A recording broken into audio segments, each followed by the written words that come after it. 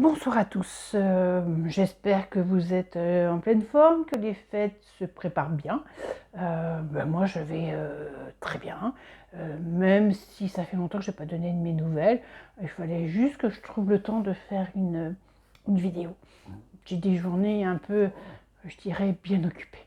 Je m'en plains pas d'ailleurs, mais le temps passe tellement vite. Euh, c'est bientôt Noël, ça fera mon deuxième Noël que je fais en Vendée. Voilà, ça passe à une vitesse. Voilà, bon, ça y est, là j'ai décidé que j'allais vous donner de mes nouvelles, vous parler de mon dernier bilan sanguin. J'en ai parlé avec le médecin qui me suit. Globalement, tout va bien. Je dirais qu'il y a 2 points quand même négatifs, je vous en parle tout de suite après.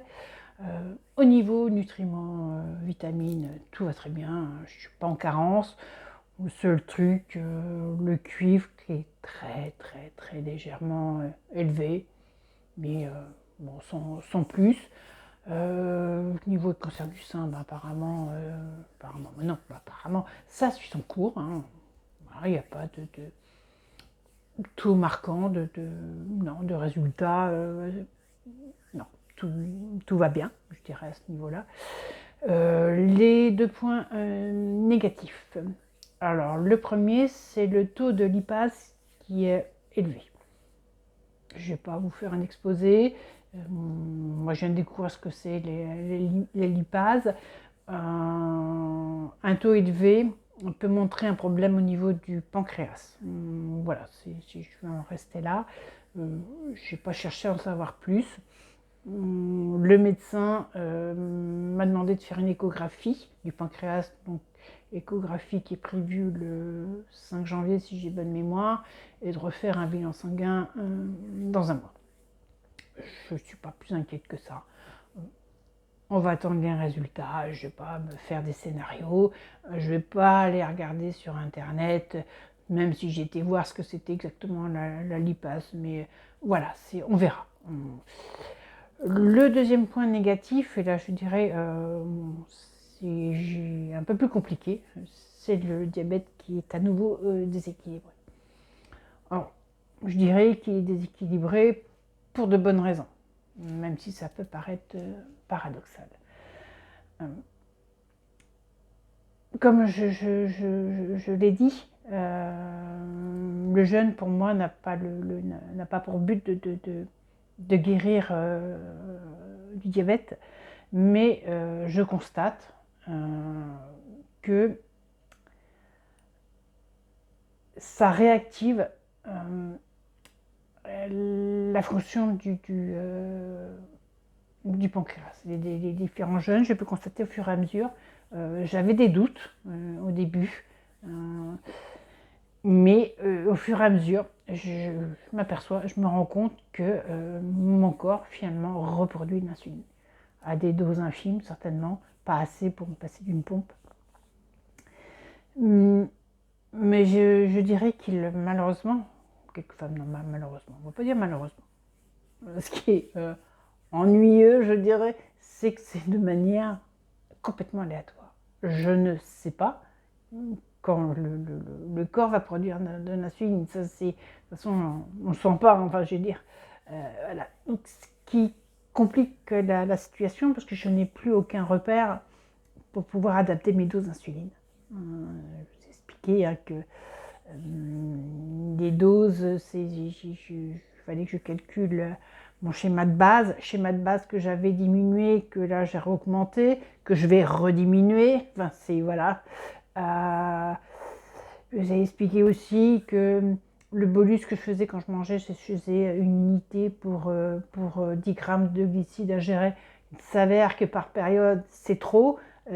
Pour d'autres périodes, c'est pas assez. Donc voilà, ça complique les choses. Il faut que maintenant j'analyse ça parce qu'il faut que j'arrive à rééquilibrer le diabète. Ça va pas être évident, c'est sûr, mais il faut que je me prenne en main maintenant. Je me prends en main, donc toute personne n'ayant un diabète doit savoir se gérer. c'est quand même très important. Donc, voilà, que je m'adapte, que j'arrive à comprendre. Donc, à un moment, je me suis dit, c'est peut-être finalement la gastroparésie qui est toujours là, qui n'est pas complètement partie. Et c'est pour ça que j'ai ce diabète déséquilibré. Mais non, non, c'est pas ça du tout. Ma gastroparésie, elle est bien partie, même si elle n'est pas guérie à 100%, 100%. Ce qu'il en reste, c'est infime. Voilà, moi, je teste, hein, de toute façon, c'est le seul moyen de savoir. Je ne le fais pas tous les jours, mais il y a un jour, je me suis fait 3 repas. C'est rare hein, que je fasse 3. Dont un très copieux. Enfin, dans la limite aussi de ce que je pouvais avaler. Je ne me suis pas gavée comme un canard ou une oie, enfin bref. Voilà. Mais ça s'est très bien passé. J'ai pas eu de problème de digestion lente, j'ai pas eu de nausée, j'ai pas vomi, j'ai pas eu mal. Enfin, voilà, j'ai bien avalé mes 3 repas, je les ai bien digérés. Donc c'est pas la gastroparésie. Et il y a notamment un événement qui m'est arrivé récemment, qui pour moi prouve que mon corps produit de l'insuline de manière complètement aléatoire. C'est un événement qui m'est arrivé il y a 3 semaines à peu près. Je vais vous expliquer comment moi j'analyse la situation. Déjà, je vais vous montrer, parce que je vous parle toujours de ma pompe, etc. Je vais vous montrer ce que c'est que la pompe. Plus facile à comprendre, donc je vais aller cacher. Voilà, ça c'est ce que j'appelle la pompe. Ça c'est le pod, c'est-à-dire c'est le réservoir où se trouve l'insuline. C'est posé sur la peau comme un patch, tout simplement, et il y a une petite canule qui est insérée sous la peau. Ce pod, ce réservoir, je le change tous les 3 jours. Je change aussi d'endroit, hein, pour éviter que ça fasse des boules graisseuses qui empêcheraient l'insuline de diffuser. Donc ça, je change. Et ça, hop, ça, c'est, je vais enlever, c'est la télécommande, ce qu'on appelle le PDM, qui permet de contrôler mon réservoir, mon pod. Là, je fais mes bolus, j'établis mes schémas, etc. Voilà. Donc comme ça, vous savez comment je traite, quel est le, comment je veux dire, je suis en train de chercher le matériel médical que j'ai, ce que c'est ma pompe. Donc, un matin, je la change, parce que c'est le moment de la changer, je change ma pompe, hein, comme d'habitude, et il fait beau, je décide de prendre mon chien, d'aller faire une marche. Longue distance. Hein. Généralement, quand je décide de partir comme ça, c'est 25, 30 km. Ne vous inquiétez pas, le chien ne marche pas 30 km. J'ai un sac, il est dans son sac, d'abord il adore ça. Donc voilà, donc je pars. Et par contre, à chaque fois que je change ma pompe, mon pod, je me contrôle après. Parce que, je me contrôle 1 ou 2 heures après. Parce que il arrive des fois que je sois en hyperglycémie, parce qu'il faut que le corps s'adapte à la nouvelle place de la pompe. Voilà, c'est pas à chaque fois, mais ça arrive. Donc, je contrôle ma glycémie, et là, presque 4 grammes, 3 grammes 90 ou un truc comme ça. Donc, réaction immédiate, c'est de faire de l'insuline, hein, pour corriger ça, pour faire descendre, parce que c'est beaucoup trop élevé. Donc, je fais mon bolus, et 5 minutes après, même pas, la pompe se met en alarme et s'arrête de fonctionner. Message d'alerte, occlusion. Vous voyez que la canule est bouchée. Ça veut dire que ça faisait un moment que ma pompe ne m'envoyait plus d'insuline, enfin, que l'insuline n'était plus diffusée. Voilà, il y avait quelque chose qui est venu, je sais pas, ça, je pense que c'est, des fois ça arrive parce que ça fait un caillot. Il y a un caillot de sang qui vient, c'est rare, mais ça arrive. Donc là, plus de pompe, Je ne me balade pas avec une pompe de remplacement sur moi, hein. Pas quand je pars comme ça quelques heures. Je pars en voyage, oui, j'amène ce qu'il faut, voilà. Mais là, non, donc rien, rien. Rien pour faire baisser la glycémie, quoi. Ben, il fallait que je rentre, hein, j'avais pas le choix. J'en avais pour 2 heures pour rentrer, à peu près. Donc voilà. Donc, on laisse faire, hein, pas le choix. Je me contrôlais quand même pour vérifier que ça ne continue pas à monter. Mais à ma grande surprise, c'était en train de diminuer. Alors que rien, hein, je dis absolument rien. Et ça devait faire un moment que je dis que ma pompe, que c'était bouché, que voilà. Bon ben, finalement, quand je suis arrivée chez moi, la glycémie était descendue à 1,70. Alors, certes, c'est encore élevé. Mais ce qu'il faut voir, c'est que je suis passée pratiquement de 4 grammes à 1,70 g sans insuline. Je n'ai pas pu faire, j'avais pas. Donc, pour moi, ça veut dire qu'à ce moment-là, le corps a produit une insuline. Ça peut être que ça. Ou alors peut-être qu'il y a des choses que je comprends pas, que je sais pas. Enfin, pour moi, c'est ça. Donc, pour moi, c'est ce qui prouve que la production d'insuline est faite de manière aléatoire. C'est ce que je voulais dire. Je veux dire, à peu près 4 heures avant, j'étais en hyper et le corps n'a rien fait. Ça a remonté. Et tout d'un coup, ça redescend. C'est pas on pourrait dire que c'est l'effort que j'ai fait pour la marche, non. Parce que j'ai pas marché rapidement. D'abord parce que l'hyper, ça fatigue, donc j'étais fatiguée. Donc j'ai pas marché à 10 à l'heure. Et en plus, quand on fait un effort, quand on est en hyperglycémie, ça ne fait que l'augmenter. Donc voilà, c'est pas l'effort qui a fait que ma glycémie est baissée comme ça aussi rapidement. Donc moi, je l'analyse comme ça. Alors peut-être que je me trompe. Je verrai bien. Je ne vais pas m'arrêter à ça, à me dire ça y est, c'est sûr, le diabète, je vais le guérir. Non, il faudra vraiment avoir d'autres preuves, d'autres résultats qui montrent que voilà, quand un jour j'arriverai à couper ma pompe pendant 12 heures sans que ma glycémie soit hyper élevée et que je mange en même temps. Voilà, là je pourrais peut-être dire, c'est sûr, là le corps. Pour l'instant, voilà, c'est même de toute façon, si. Non, c'est pas même. Mon corps produit de l'insuline, mais pas suffisamment pour que je me passe de pompe. Mais voilà, et ça va falloir que je le gère maintenant. Parce que je ne sais pas, je ne sais plus. Je ne sais plus calculer les doses d'insuline que j'ai besoin. Voilà, il y a des fois, je me suis dit, la fois d'avant, j'ai fait tant d'insuline, c'était pas suffisant, ça veut dire qu'il faut que j'augmente. Je vais augmenter ma dose d'insuline, puis je vais me retrouver en hypo parce que j'en ai trop fait. Et ça va être l'inverse. Je ne vais pas avoir assez d'insuline et je vais me trouver en hyper. Donc c'est vrai que ça, c'est épuisant. Passer d'hypo à hyper, voilà. Mais je dirais, il faut toujours voir, comme on dit, le verre à moitié plein que le verre à moitié vide. Donc là, c'est une bonne chose.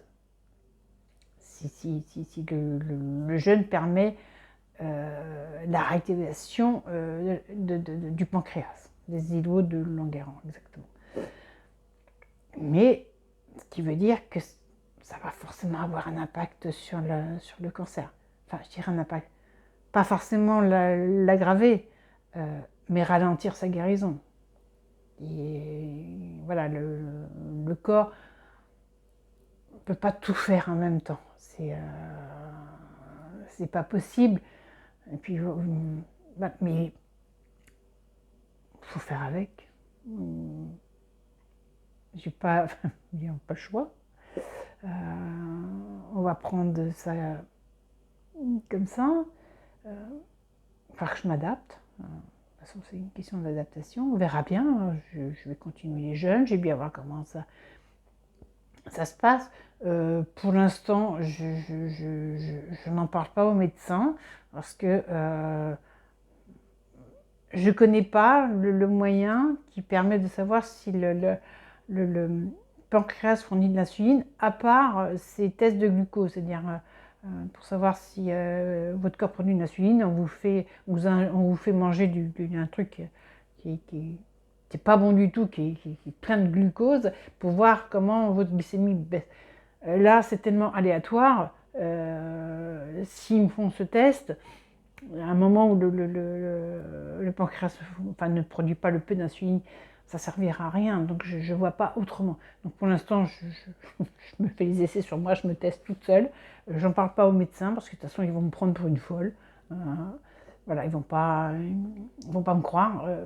Ça sera éventuellement une guérison totale du diabète qui les mettra devant le fait accompli. Et encore, ils sont capables de dire que c'est de la chance, comme ils me l'ont dit pour mon orteil. Donc voilà, je fais ça. Je veux à part moi-même. Je me teste, je fais des essais. Ne vous inquiétez pas, je fais attention quand même, je ne fais pas n'importe quoi. Comme je vous l'ai dit, je ne vais pas m'amuser à faire comme je lui dis n'importe quoi, si mon but, voilà, c'est de m'en sortir. Mais c'est le seul moyen de savoir comment savoir mon corps réagit. Voilà. Donc, voilà, on va regarder le côté positif, je vous dis. Euh, bah, le cancer, ça prendra plus de temps. C'est pas grave. Je l'accepte. Peut-être qu'il se met justement, il se met là, il reste là pour surveiller si moi je continue à faire ce qu'il faut. Peut-être ça aussi, hein. Et s'il se met en gardien, là, et en disant attention, si jamais tu fais n'importe quoi, je vais revenir. Bah, peut-être, hein, mais moi je vais lui prouver que je fais ce qu'il faut. C'est pas. Je vous dis, moi, le principal, c'est que je ne souffre pas. Je vis normalement. Même s'il y a ces petites galères, ces petits inconvénients, comment on va appeler ça, enfin, voilà, qui font que bon, des fois c'est pas toujours très drôle, mais globalement, voilà, je suis pas.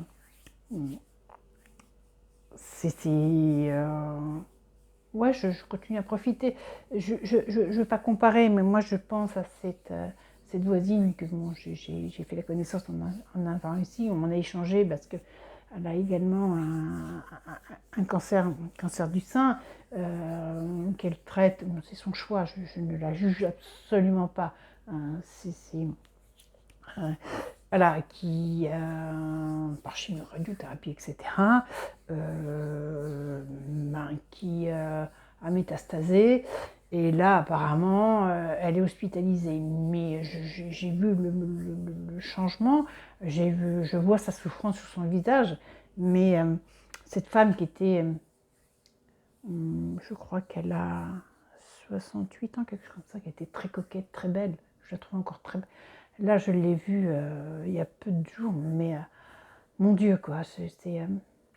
Moi, ça me fait mal pour elle, parce que je la connais pas beaucoup, mais je l'apprécie déjà. Je l'appréciais. Voilà. Moi, je lui ai parlé de ce que je faisais, mais j'ai pas. Mon rôle, c'était pas de lui imposer. C'était pas de lui dire ce qu'elle faisait, c'était pas bien. C'était pas à moi. Enfin, je vais pas lui dire ça. Mais voilà, je veux pas faire de comparaison. C'est pas ça que je veux dire. Je veux dire que voilà, moi, j'ai pas cette souffrance de cette dame, comme d'autres. Voilà, je dirais que je m'en sors très bien. Et voilà, je ne peux pas m'empêcher de penser à cette dame, parce que c'est bientôt Noël et elle va le passer à l'hôpital. Donc voilà, c'est que, que moi, finalement, j'ai passé Noël avec mes petits-enfants.